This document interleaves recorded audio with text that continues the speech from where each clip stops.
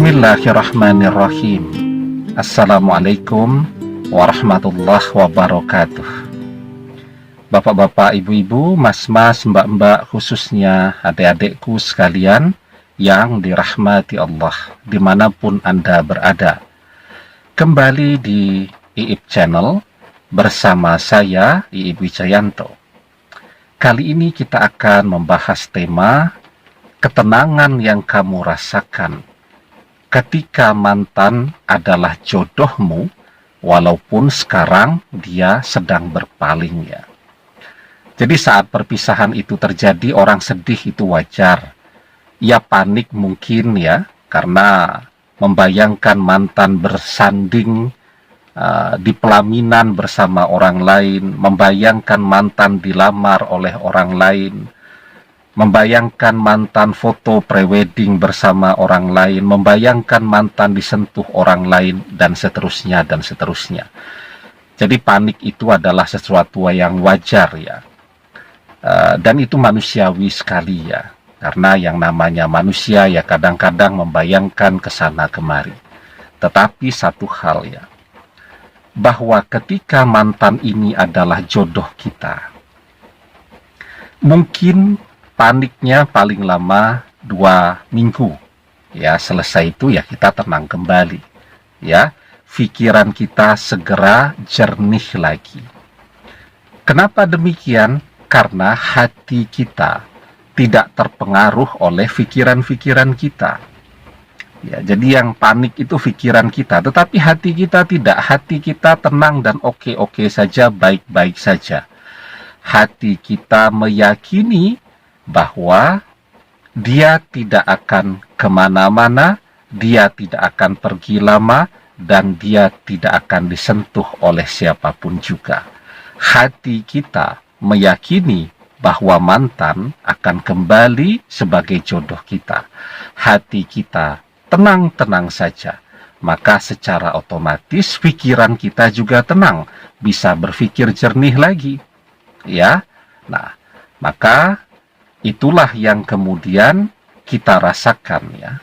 Walaupun perpisahan itu sudah terjadi atau sedang terjadi, kalau mantan masih jodoh kita, kita akan merasa tenang. Walaupun sekarang mungkin mantan sedang bersama orang lain.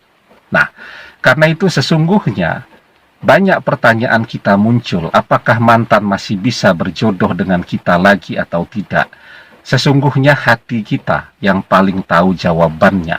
Jika hati kita merasa tenang, maka itu adalah tanda bahwa mantan akan kembali sebagai jodoh kita. Karena itu, kita boleh bertanya kepada siapapun, kita boleh minta nasihat kepada siapapun, tapi jangan lupa bertanya kepada hati kita.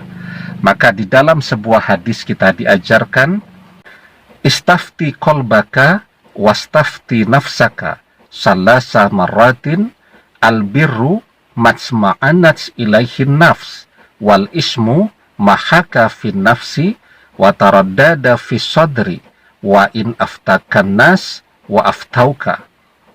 Mintalah fatwa kepada hatimu, mintalah fatwa kepada hatimu, mintalah fatwa kepada hatimu, karena kebaikan adalah yang membuat tenang jiwa dan hatimu, dan dosa adalah yang membuat bimbang hatimu dan goncang dadamu, walaupun engkau meminta fatwa kepada orang-orang yang mereka memberimu fatwa. Ya, jadi orang ketika kita mintai nasihat bisa saja kan, dia bilang, sudah tenang aja, itu mantan tetap jodohmu. Tapi hati kita tidak yakin, hati kita goncang, hati kita ragu, maka itu adalah tanda bahwa mantan bukan jodoh kita.